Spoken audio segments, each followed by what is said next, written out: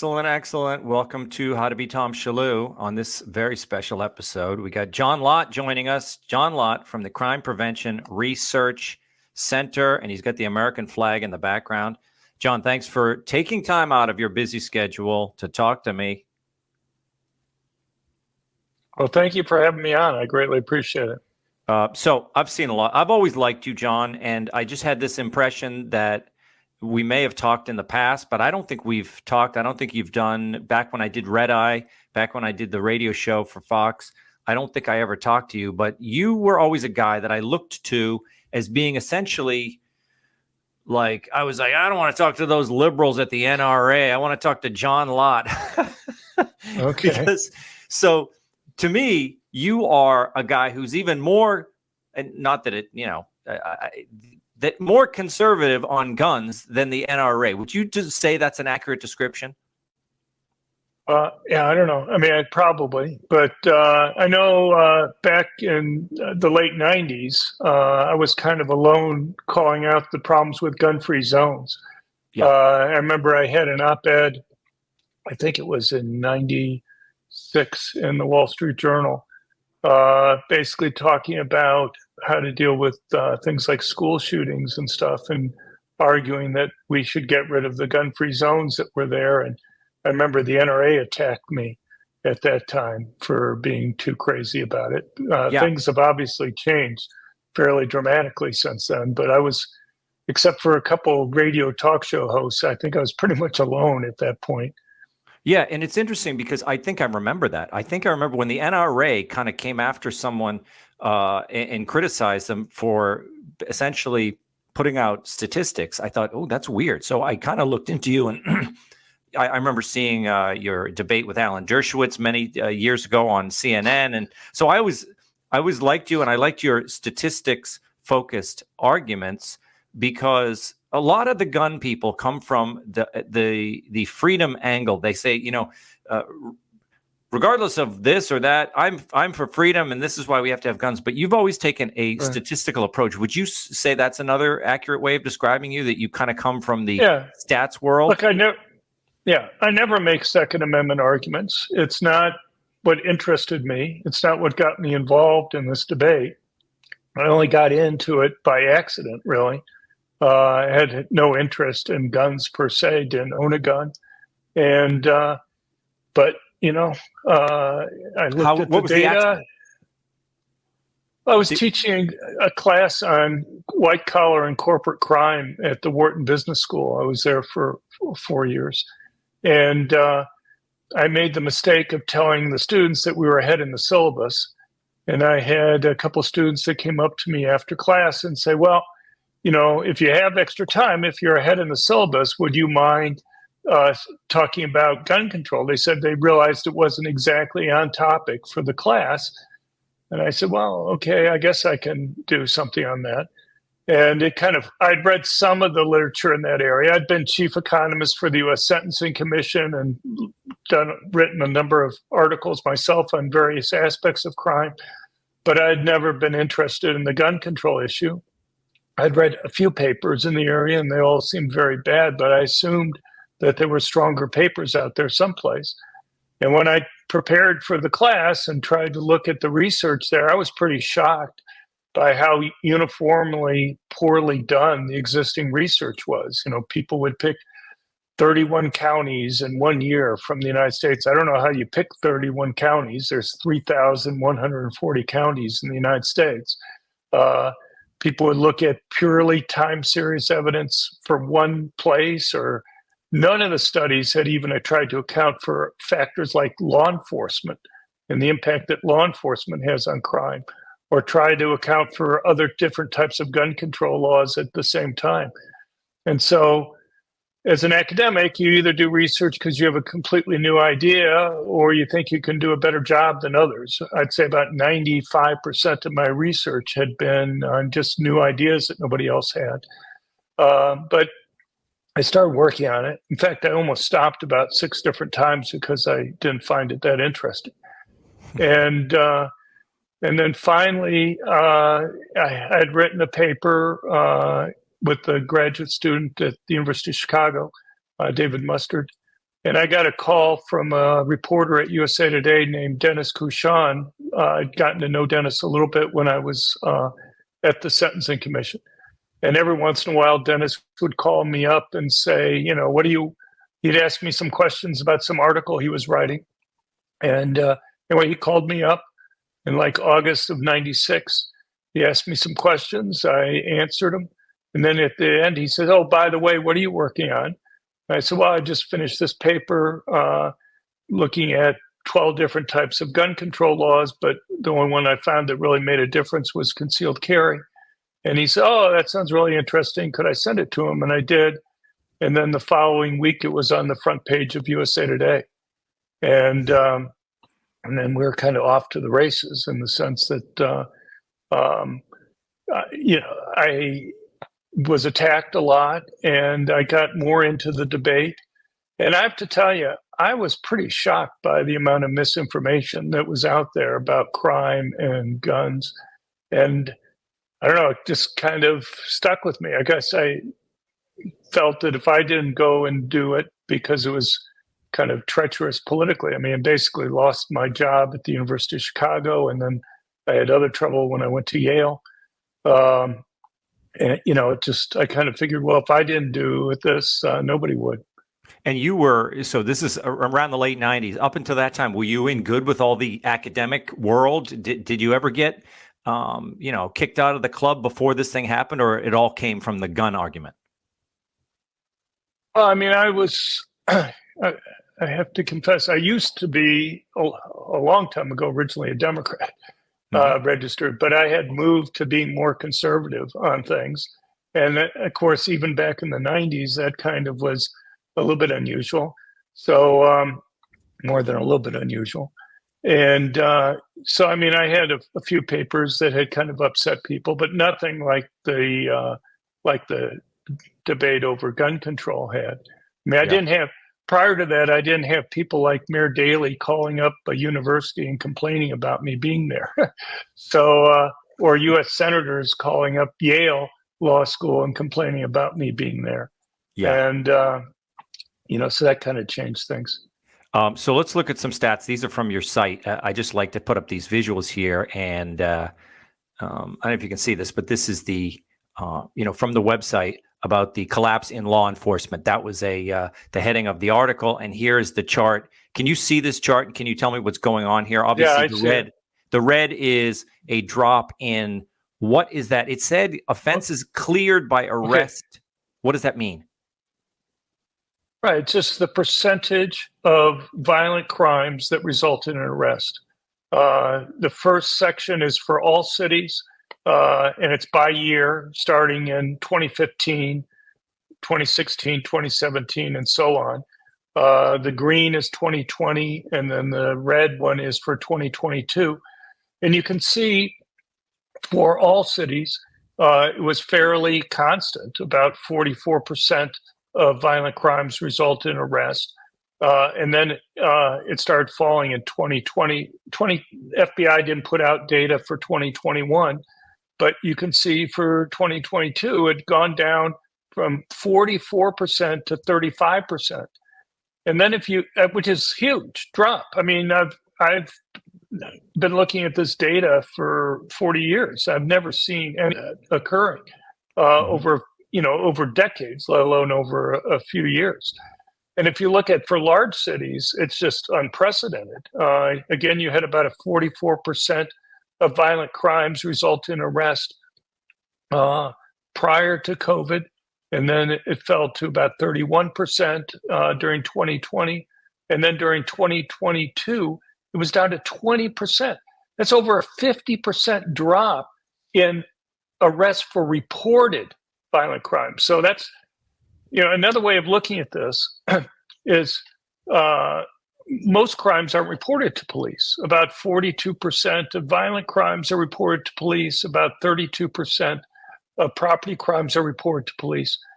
So if you were to look at this for the large cities and just say what percent of total violent crimes result in arrest for these large cities over 1 million, it's 8%.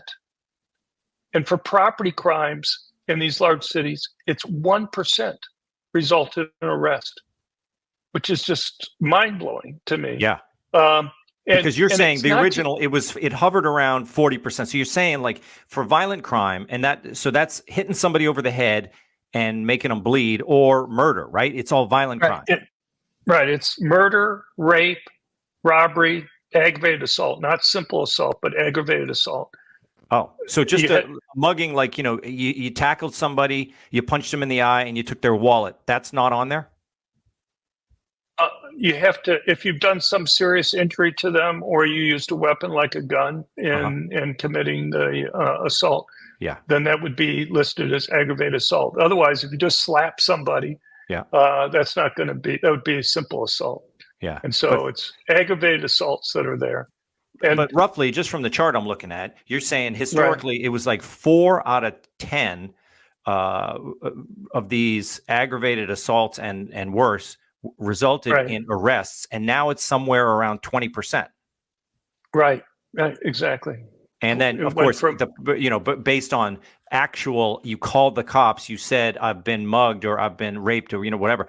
But you're saying a lot of these things don't get reported. And I'm assuming, tell me if I'm right, that as crime goes up and your neighborhood becomes more bleak, you report crime less. Is that right? Well, what happens is, I think the relationship is when you don't think police are going to be able to do anything. You don't think they're going to be arrested. You don't think they're going to be charged and convicted. We've known for a long time that people are less likely to go and report crimes to the police. And as that goes down, you're going to see an increase in crime because criminals have less to worry about. If you only have 20% of just reported violent crimes result in arrest, and not all those results in charges, and not all those are prosecuted or result in conviction, you're making it a lot less risky for criminals to go and commit crimes. And so what's happened is that you've had a drop in arrests. People are less likely to go and report the crimes. And so, it's even greater reduction in the risk to criminals committing the crime than just simply looking at that drop in arrest rates from 44% to 20%, which is huge just by itself. Yeah. How do we, you have a lot of things up here, and we'll get to the thing about the FBI, which I thought was very interesting, that you don't seem to think we can trust FBI statistics anymore. But how do you basically, like, as a researcher, what do you go by with your statistics? Do you go by, how do you compile these things? The local police, everybody reports these things, but essentially you're going by reporting, right? Like if a city reports their crime statistics, that's the numbers you have to use.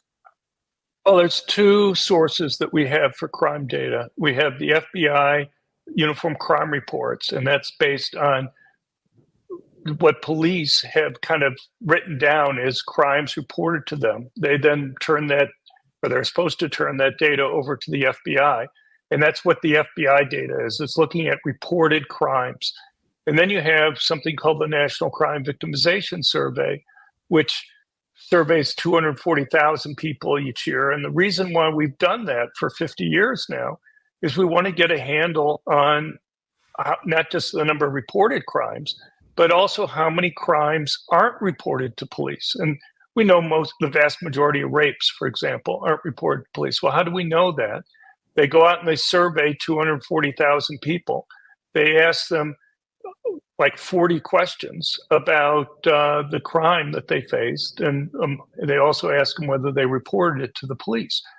And so what we've seen, usually in the past, the numbers for reported crimes and the total crimes from these two different sources have generally gone together, have been positively related to each other. But since 2020, they've gone completely in opposite directions. You've had the FBI showing small drops in reported violent crime in 2022 and 2023 of about 2%. 2021 and 2022. At the same time, you saw big increases, 29% increase in in total violent crime, according to the National Crime Victimization data in 2022. And that's unprecedented to have them go in such opposite directions. So what is it? The article that I kind of quickly read about the FBI, that you don't trust their statistics anymore. What do you think is happening? I think a lot of things are happening. I have to tell you, I worked in the Department of Justice for a while, 2020 and 2021. And I don't know, it kind of confirmed all my worst fears about the FBI and how I think, unfortunately, I think it's infested with ideologues who care more. And I could give you stories about that. But here in this case, I think there are a lot of things that are going on. I think, but if you just take, just so people understand, if you take the FBI's measure of reported crimes and the National Crime Victimization Survey measure of reported crimes, since 2020, they've been like perfectly negatively correlated with each other. Each time the one's gone down, the other's gone up. And, that's before that, before 2020, they'd move up and down generally together with each other. And so the question is why that's the case in this case. And I think there's several reasons. One is it's become more difficult for people to report crimes in many areas. So you'll call up 911 and you'll be told, unless it's an emergency, which means the criminal is literally right there with you, they're not going to send out a police car. And you can come down to the police station and fill out a report. What I don't think some people understand is that simply calling 911 doesn't result in the crime being reported. You have to have a police officer actually fill out a crime report that's there. And now, before they would send out a police car to somebody's place where the crime occurred. And now they're telling you have to come down to the police station to go and fill it out. And I think that's part of the reason why people are telling the National Crime Victimization data that they've been a victim of violent crime and they've reported it to the police, but it's not showing up. Plus, I worry that there's a lot of kind of politics involved. I mean, you may be in New York City. Alvin Bragg has reduced 60% of crimes, and most of those have been reductions from felonies to misdemeanors.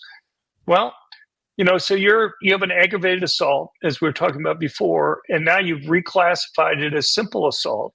Well, that's not going to show up in the FBI violent crime data because only aggravated assault is in there. Simple assault isn't included in that. And so, and you kind of wonder what, not only are people not being charged with violent crimes then, or serious violent crimes, but it may affect the police in terms of the rate that the police will go and, record different types of crime there because they know that otherwise they'll just be overruled anyway by the prosecutors. And it's just not Bragg, but you have Kim Foxx in Chicago, you have Gaston in Los Angeles, you have these district attorneys across the country in the last few years that have just refused to prosecute. I'll give you a simple example. Let's say somebody in Manhattan goes and does an assault with a gun. That should be classified as an aggravated assault. But Alvin Bragg just refuses to go and charge people with aggravated assault in that case. He ignores the fact that a gun was used in the crime. And so he classifies those things as simple assaults. Well, that means it's not going to be in the FBI measure of violent crime by him just doing that. Yeah. And that's a big change over what was been before. But so this is across the board. Essentially, the prosecutors are the ones who decide, because if someone does an assault with a gun, I'm assuming the cop is writing down in his report, he's writing Right. down a violent assault or what did you call it? Felony assault or Simple. Well, you have aggravated aggravated. assault and simple assault. So the cop's writing down aggravated, I'm assuming, right? Because that's Right. the classification. But you're saying if it gets knocked down by the prosecutor, then that's where it stays. It can. There's other places where they'll look at the police, but what happens is the police will keep seeing that the prosecutors are overruling them on this, and so they just may, and I think in some cases, just say, "Look, this is the way the prosecutor is going to do it anyway. I'm just going to go and put it in the way the prosecutor wants it to be done," because they don't want to have to tangle with the prosecutors all the time, because the prosecutors will give them a hard time, because the prosecutors, somebody like Alvin Bragg, may not want people to know that he's downgrading these things as much as he is. Yeah. Yeah. Okay. So we kind of started on crime because that's this is where if you go to your site, what's the name of the site, by the way? Crime Prevention Research Center. Yeah. And the website is crimeresearch.org, crimeresearch.org. Okay.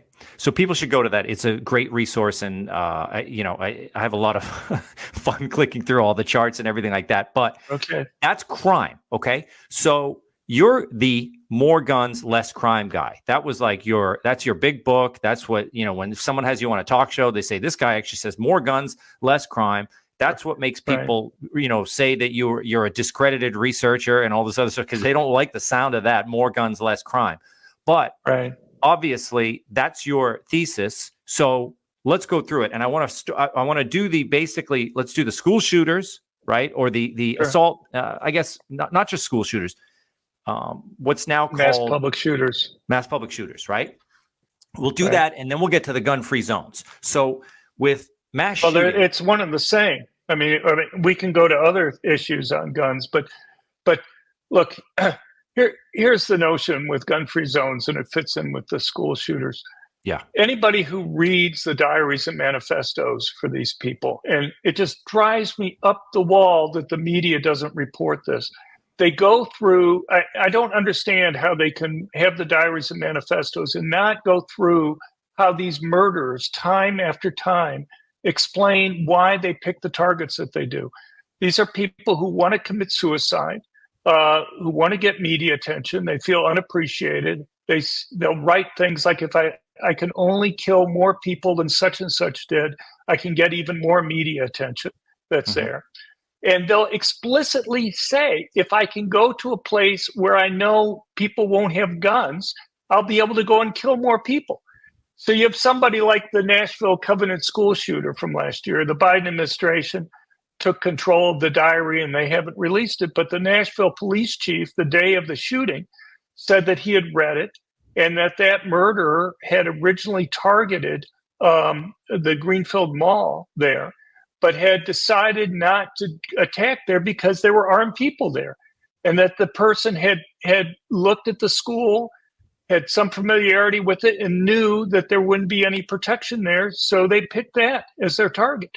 You look at the Buffalo mass murder the year before, the New York Times has had like 7 editorials where this has been like the, exhibit A for like white supremacist, conservative right-wingers, even though the guy was an environmentalist and he hated blacks because he thought that they were having too many kids. I don't know too many conservatives that are like that. But anyway, in his manifesto, he explicitly said that he wanted to go to a place with strict gun control because he wanted to make sure that none of his victims would have permanent concealed handguns. So, and I can give you lots of cases going all the way back to Columbine where that type of discussion has come up, and yet the media just refuses to talk about this.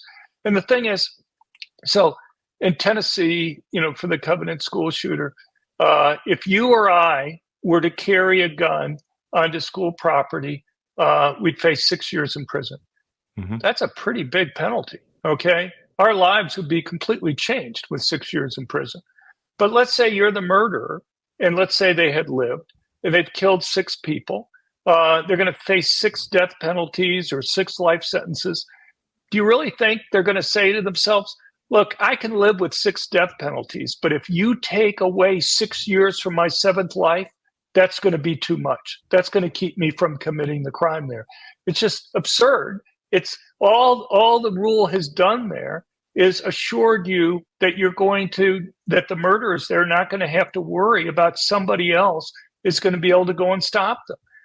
And one disagreement I have with a number of conservatives, Ted Cruz, who's been a friend for a while, and others, has been they'll often support trying to put one uniformed armed officer, a school resource officer in different schools. And my response to that is basically, we have air marshals. Do you think air marshals ought to be in uniform? Nobody that I talk to thinks that air marshals should be in uniform. Yeah. Why shouldn't air marshals be in uniform? Because if there's a terrorist on the plane, he's going to know who it is he has to go and take out, right? Yeah. And so you want them to blend in. You want to make it so they can't be observable. And the same thing is with school resource officers. If you're going to have somebody there, an officer with a gun, have them blend in. Make them part of the staff. Make them the PE coach or something where they're not readily identifiable as the one person there with the gun. Because otherwise, you give huge tactical advantages to the attacker there. They can either wait for that one person to leave the area before they attack, or they can move on to another building in the school to go and attack. Or if they're going to insist on going at that particular place, who do you think they take out first? Because they know if that's the only person with a gun and they take that person out first, they're going to have free reign to go after other people that are there. And so, having one officer in a school, they have an incredibly difficult job that's there. If you have teachers that carry, the person has to realize that they reveal themselves if they try to go after the officer that's there. Or even if you don't have an officer, they don't know who to take out first. If they go after somebody, now they have to worry that somebody behind them or to the side, somebody that they haven't identified, may be carrying. And it makes their task much riskier. These guys, look, I don't argue we should get rid of the First Amendment, even though these guys time after time say, their goal is to get media coverage. You look at somebody like the Sandy Hook killer. According to police, he had done what amounted to a doctoral dissertation. He had been planning his attack for over 2.5 years prior to the attack. He had studied mass public shootings around the world over the previous 40 years. And according to one police report, had graphed out the relationship between the number of people that were killed and the amount of media coverage that they got in order to prove to himself that the more people he could kill, the more media coverage that he was going to get. And so, but how do you do that? You don't need to rewrite the First Amendment. What you have to do is have somebody there with a gun who's going to be able to quickly stop them so that they get coverage and publicity in the long run.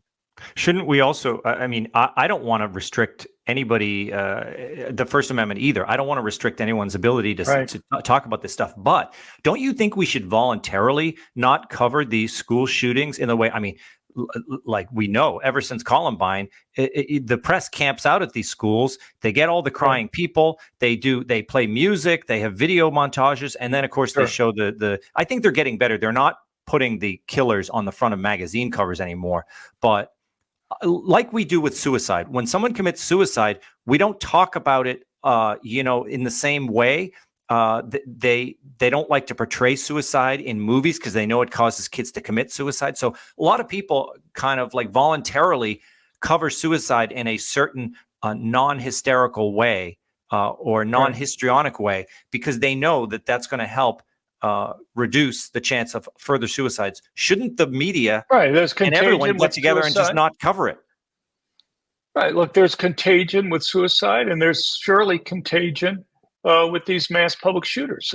Anybody who's read the diaries and manifestos know that these guys will frequently talk about other killers. We've had a number of cases recently where trans people were planning attacks, and they'll point to the Covenant school shooter. Or you'll go and you'll read the manifesto for the Buffalo mass murder. Who does he talk about? He quotes and talks about the El Paso mass murderer or the New Zealand mass murderer who had very similar socialist environmentalist views as the Buffalo mass murderer had. So, these guys see the publicity these others are getting. In the Sandy Hook case, he explicitly said he wanted to go and kill more people than the Norway killer had killed, who shot to death 67 people, because he wanted to get more media coverage than that person had gotten. That's more people killed in that than any mass public shooting in the United States. But look, here's the deal. I wish once in a while the media, they talk about what type of gun was used. They guess how the person got the gun, often getting those things wrong to begin with. The simplest thing that they could talk about is that we've had yet another attack that occurred in a place where guns are banned. This is like the simplest thing for them to check, and they can do it accurately right away. But you will search in vain for the media to go and cover this. I have to tell you, I knew some of the top editors at Fox years ago who aren't there anymore. And they would say, well, John, you got to get it to us in kind of real time. You have to get it to us like, while we're still, in the heat of covering this. And I said, okay. And so I would go and make calls and get people to go out to places and take pictures or check the laws for the particular area and send it. And the response I got back was, well, we think this will be political if we put it in. And my response was, why is this any more or less political than, talking about what type of gun the person used or whether or not, how you think the person obtained the gun.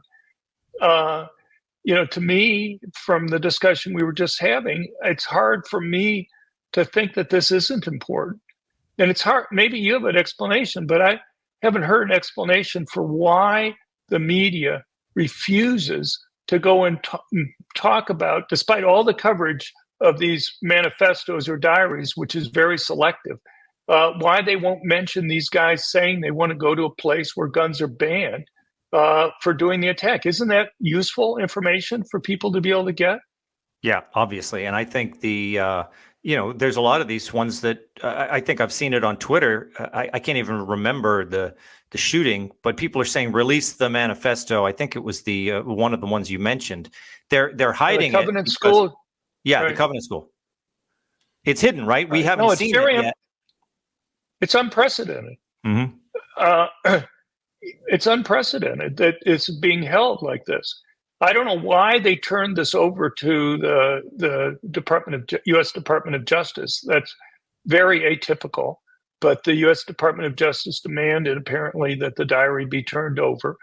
And the only reason why we know stuff in it is that a few pages were leaked, apparently by somebody in the Department of Justice. And the Nashville police chief got to look at it before it was turned over.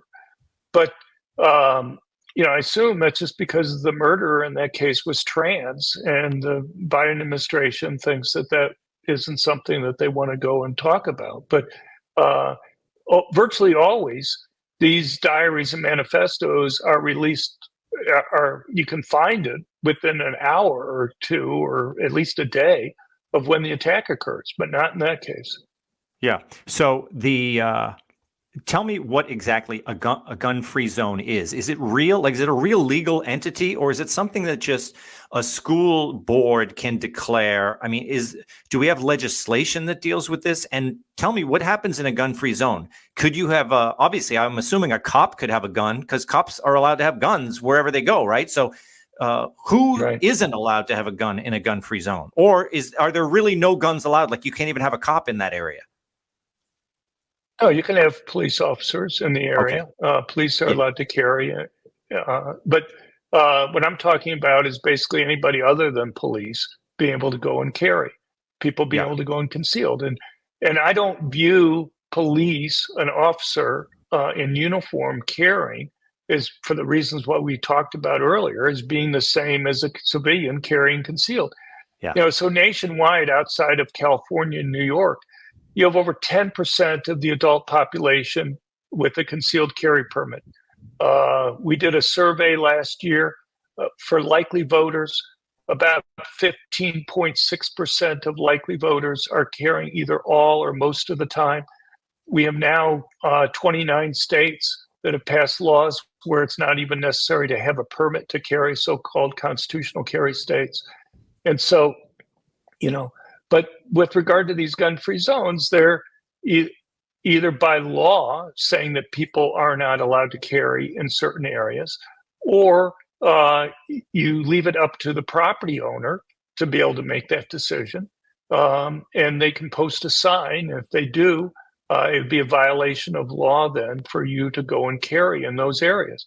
And what you see is that the type of person who goes through the process to get a concealed carry permit, they tend to be extremely law-abiding. So one of the debates I had with the FBI people when I was at the Department of Justice was they put out these active shooting reports, and they're a mess. They would claim that about 4.6% of active shooting cases are stopped by civilians with guns. I looked at it. I say, guys, you're missing lots of cases, and all the cases you're missing are ones where civilians use guns to stop these attacks. An active shooting case is a gun fired in public, trying to hurt somebody, not involving some other type of crime like a drug fight over gang over turf, or robbery, anything from one person being shot and missed all the way up to a mass public shooting. And I showed them that they had missed at the time over 100 cases where I had civilians carrying legally guns who had stopped these attacks. And rather than 4%, I think it's 36%. But beyond that, the other argument I had with them is, look, these are law-abiding individuals. You can't expect them to go and carry in a place where it's illegal for them to carry. And if you go and you break out places where they were legally able to carry, you find that they stopped about 60% of the mass public of these active shooting cases in these areas. And to me, that's a pretty big different number than 4.6% that the media has used it for. Yeah. So the 4%, the 4% one that they publish, you're saying that is people who have used it's the old good guy with a gun stops a bad guy with a gun. But you're saying that it has to be a shooter who's already engaged in shooting. Like if a bad guy pulls out a gun and he sees a guy pull out his gun and then he puts his gun away and runs away, that doesn't make the statistic. But the guy stops. That's it? Right. Yeah. The gun actually has to be fired. And it may not hurt anybody, but it has to be fired by the bad guy. And then a law-abiding citizen could stop it.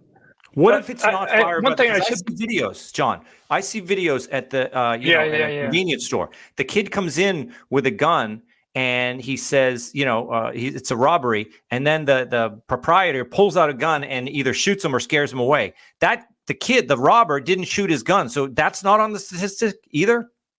Yeah, that's not on the statistics. It's unbelievable. And so the thing. About 95% of the time that people use guns defensively, it's not necessary for them to fire a gun. It's not necessary for the criminal to fire a gun. What happens is the criminal sees somebody has a gun there and they leave because they'd rather go and not have to deal with somebody who has a gun that might be able to stop them. But there's one thing I wanted to bring up that I might have brought up earlier, and that is, with regard to the media coverage. One of the other problems is not just that they refuse to mention that these attacks keep on occurring in places where guns are banned, but when you do have cases where civilians stop these attacks, the media doesn't cover them. And the few times that they do cover them, they completely botch the story. So since the beginning of 2020, we have over 40 cases where legally armed civilians stopped what otherwise would have been a mass public shooting, according to police. And so I'll give you a couple examples. The Pulse nightclub shooting. near Orlando, Florida. 49 people were shot to death. At the time, it was the worst mass public shooting in U.S. history by far. And what you and 1 week after that, exactly 1 week after that, possibly because of the contagion effect that we were talking about earlier, somebody tried to do a similar attack at a nightclub in South Carolina. They had shot 3 people, were shooting at a 4th, when a man with a permanently concealed handgun seriously wounded the attacker and ended the attack. What's the difference between Florida and South Carolina? Florida is one of 10 states that ban permanently concealed handgun in establishments that got most of their revenue from alcohol. South Carolina was one of the 40 states that allowed people to carry in those places. Now, the Pulse nightclub shooting was still getting massive international news attention weeks after the attack, not just 1 week afterwards. But you will search in vain to get anything other than local media coverage for the fact that this attack was stopped. When the person was stopped, he still had 125 rounds of ammunition on him. God only knows if the concealed carry permit holder was there, how many people would have been killed and how much international news attention that would have gotten. But, you know, the person stopped the attack, and so it's not newsworthy. You have the Parkland school shooting. Obviously, that got news coverage for years afterwards. You know, the March for Our Lives was well after the attack. Well, just months after that, nearby in Florida, there was an attack at an elementary school. They were having an event at a park right next to the school. They had hundreds of students. There were parents and teachers. And a man came up and started firing his gun. Well, fortunately, because it was in the park, there was a vendor there who had his permanently concealed handgun and was able to shoot and seriously wound the attacker and stop the attack. Again, it's just local media coverage. And in a few times where they do get national coverage, they get it wrong. So like you remember the synagogue shooting in Pittsburgh. Yeah. Just a few days after that, there was an attack in Louisville, Kentucky at a Kroger grocery store. A man had gone in there, was shooting blacks. And what got the attention for the different national media outlets was the quote where the person said to a customer, whites don't shoot whites. And the way it was played in the media was that this white murderer was telling this white customer that he didn't need to worry about it because they were both white. The problem was the full quote was, please don't shoot me. Whites don't shoot whites. And what happened was that the customer there had a permanent concealed. He was pointing at the murderer. And the murderer, rather than assuring the customer that the customer didn't have anything to worry about, the murderer was begging the customer not to shoot the murderer. And I actually, up until that time, I was able to text back and forth with Chuck Todd and he had like 5 minutes on his Sunday morning talk show, and he didn't mention this. He just had the partial quote that was there, and so I texted Chuck and I said, here's some links to local media there in Louisville that have the full quote. Maybe next week, want to fix it. At that point, he blocked me. And he blocked you. We stopped. Yeah. We stopped. I was going to give him credit. I was going to give Chuck Todd credit just for, being available to you. I was surprised you even had his number. But yeah, it doesn't surprise me. Is it because you had done an interview with him? Yeah, right. Yeah. He had asked me couple of questions, and so I kept his number. And then from time to time, I would try to. I could go through a number of these types of stories. You have the white settlement church shooting in December 2019 in Texas near Fort Worth. A man had come into the church, had shot 2 people, and a concealed carry permit holder fatally shot the attacker there. Well, the reason why I think that got national news attention to begin with was because the media played it as a security guard there stopping the attack. What had happened was the minister there said, look, if you have a concealed carry permit, I'll just make everybody an honorary security guard. And the guy really had picked the wrong church to go after, because they don't know how many people were carrying that day, but it's someplace between 18 and 20 people were carrying concealed when the person went into the church there. But I kind of wonder whether it would have gotten national news attention if it was clear up front that, there was no special training. As long as you had a concealed carry permit, you were able to carry. There was no pay. It's just in order to obey Texas law at the time, they just said, if you have a permit, we'll just say you're a security guard.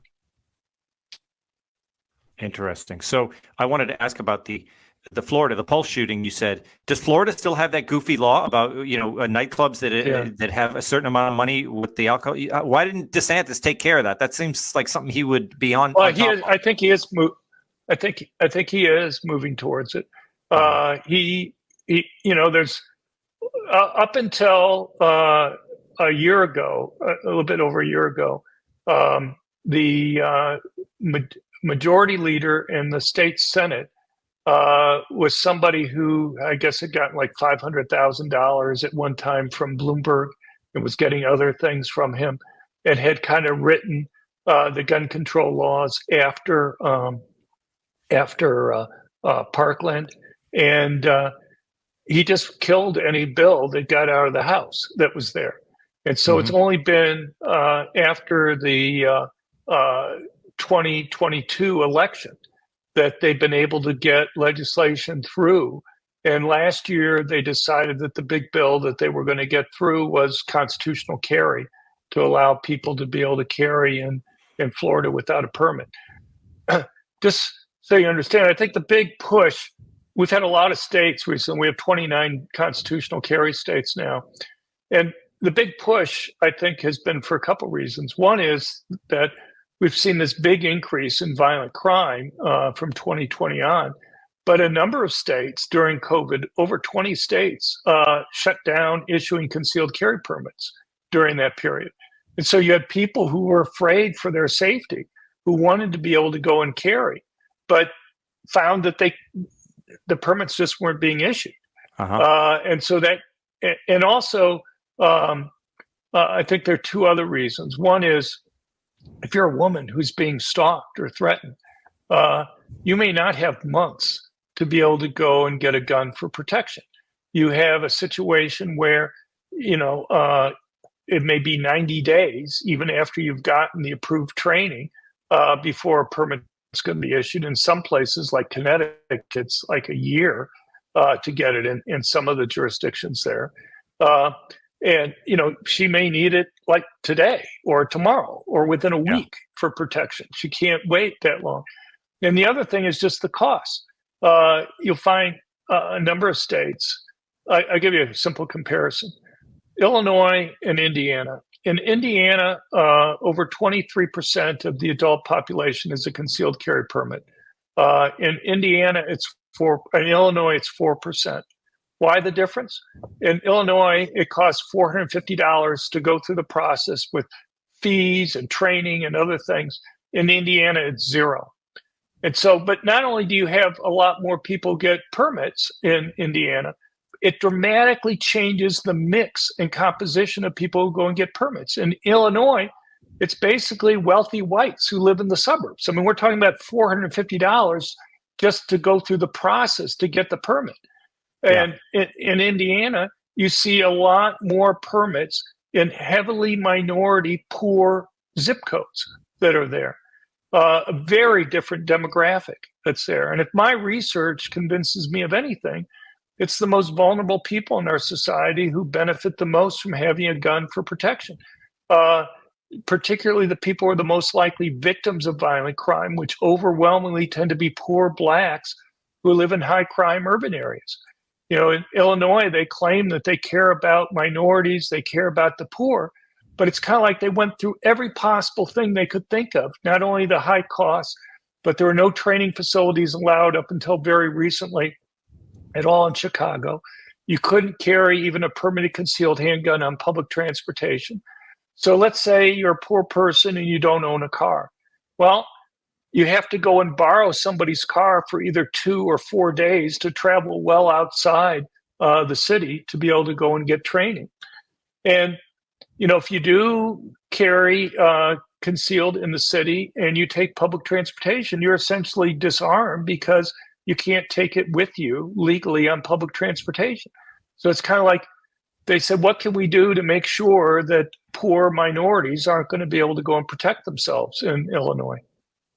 Yeah, and I think, there's probably a lot of people out there who are like, oh, you gun guys, oh, you just want a bunch of white guys to have their guns. But most gun advocates like yourself are always stressing gun ownership for women and minorities, right? Right. No, that's from my first book, More Guns, Less Crime, the first edition on. I've clearly identified two groups of people who benefit by far the most from owning guns. The people who are most likely to be victims of violent crime and people who are relatively weaker physically, women, the elderly. You're almost always talking about a young male doing the attack.